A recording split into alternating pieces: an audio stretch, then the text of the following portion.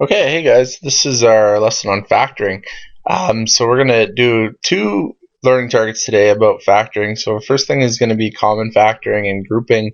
So really factoring an expression, and then we're also going to be factoring trinomials and difference of squares. So warm up, like this is going to form the foundation of our guess and check method, which is probably the best method to factor. Although we will talk about decomposition as well.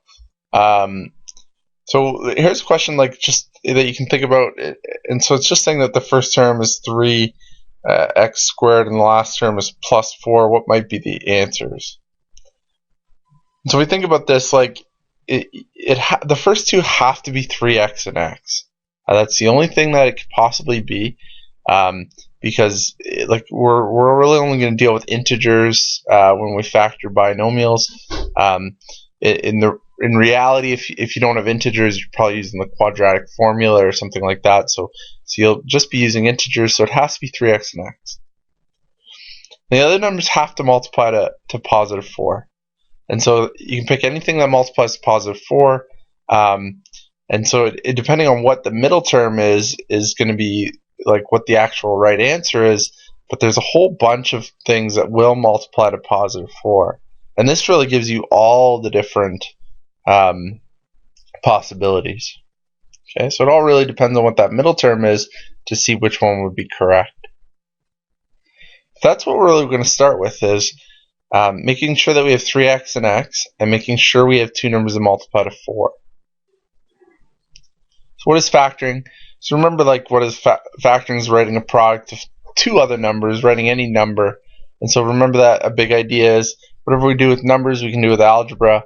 And so that's exactly what we do with factoring. So for example, if you want to factor 48, you can factor as 24 and 2. And you can go further, and we'll see that in algebra as well, where we actually go further with the factoring. You could factor 24 as 12 times 2 times, and then the times 2.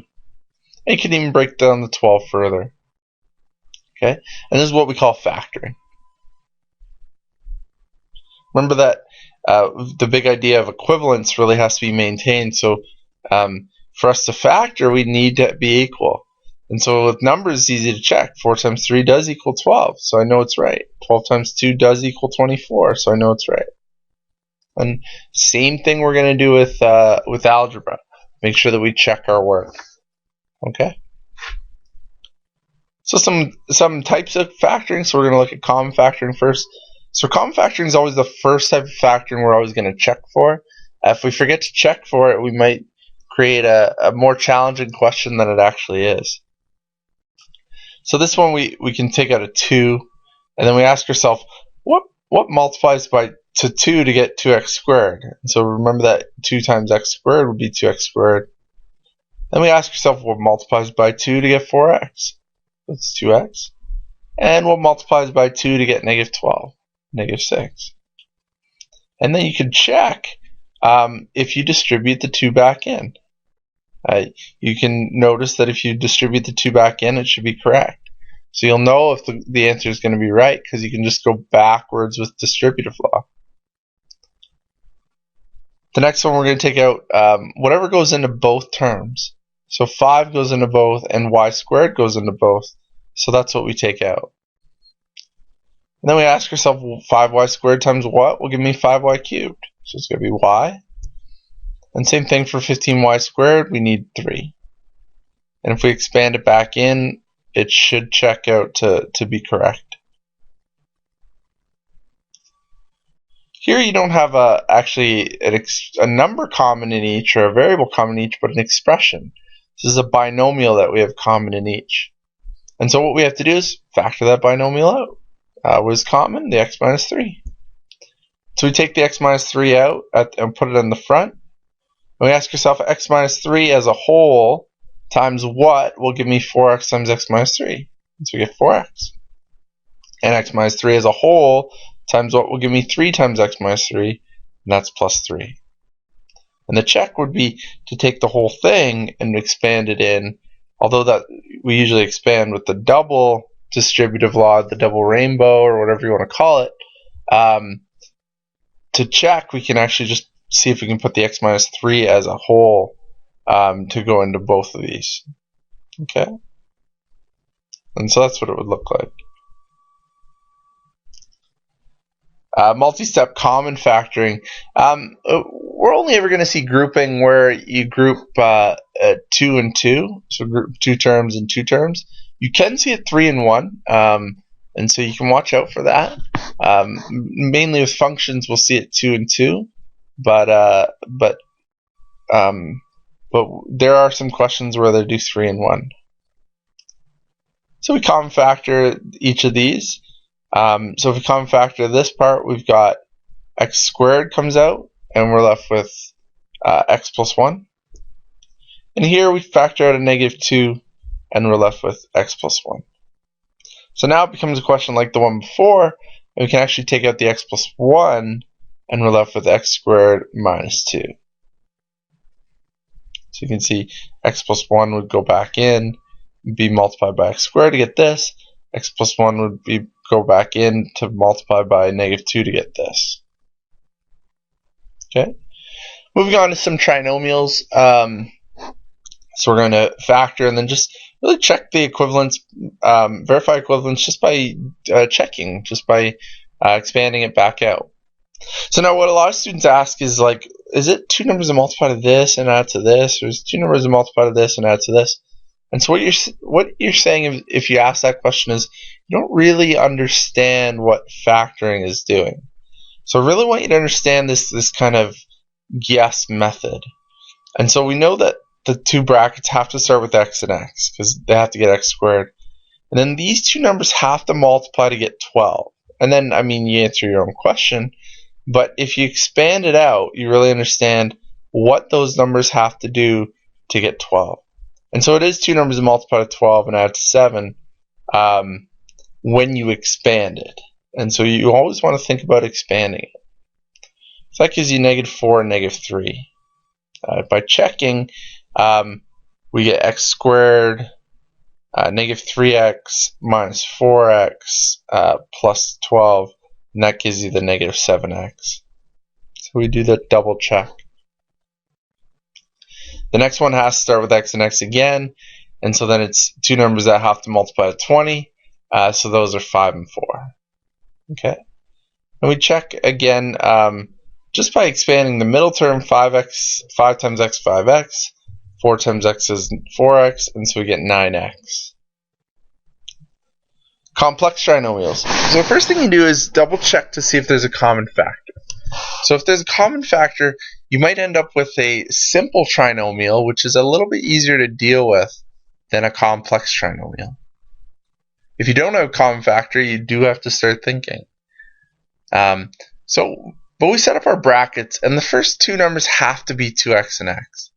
2x times x is the only way to get 2x squared. So the second 2 numbers have to multiply to 35. So we just try things out.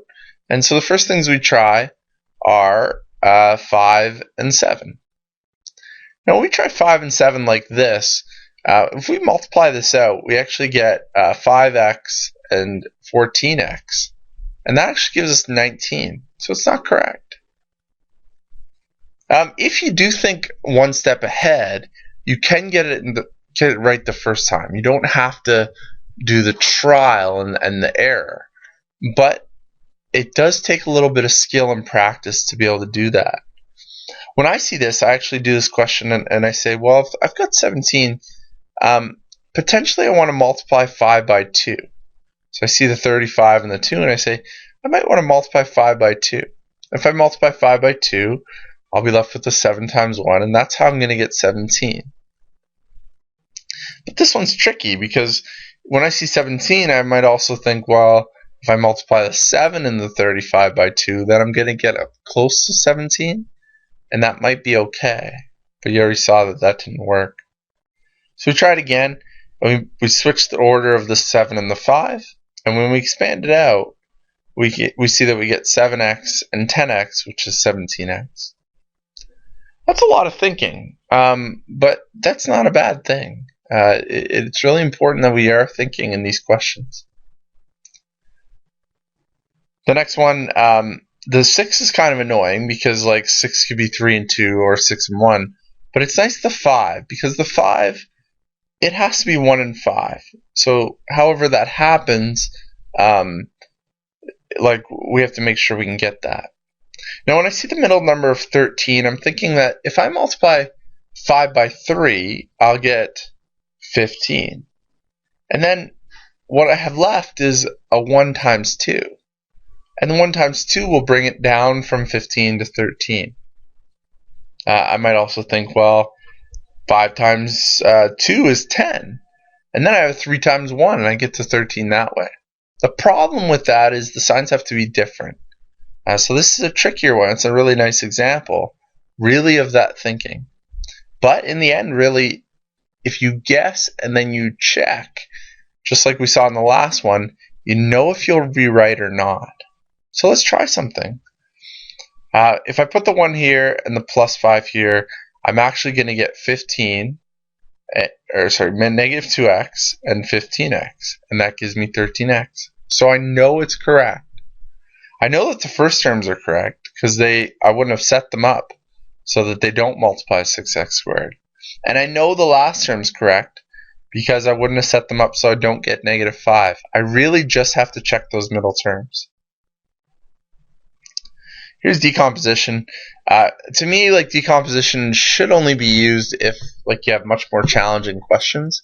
If there's a lot of choices, you could still use trial and error, but this is a method. The problem I have with this method is people use it on very simple questions. People use it on questions with a 2 or a 5 on the end, where there's not really many choices to choose from. And the problem is, when you go through the method, there's a lot of ways to make mistakes. And you also kind of have to remember the steps of the method. Versus guess and check, where you just have to be good at distributive law, which you mostly are good at already. Okay? So here's an example. You can pause the video and read through it. Some examples of difference of squares. This will happen if you have 2 terms. Really, because the middle term is actually missing. So it is like kind of like a trinomial, but there is no middle term. And that's because it cancels out. And so we still kind of put the brackets down. We say like x times x has to give you x squared. And then 2 numbers have to multiply to negative 9.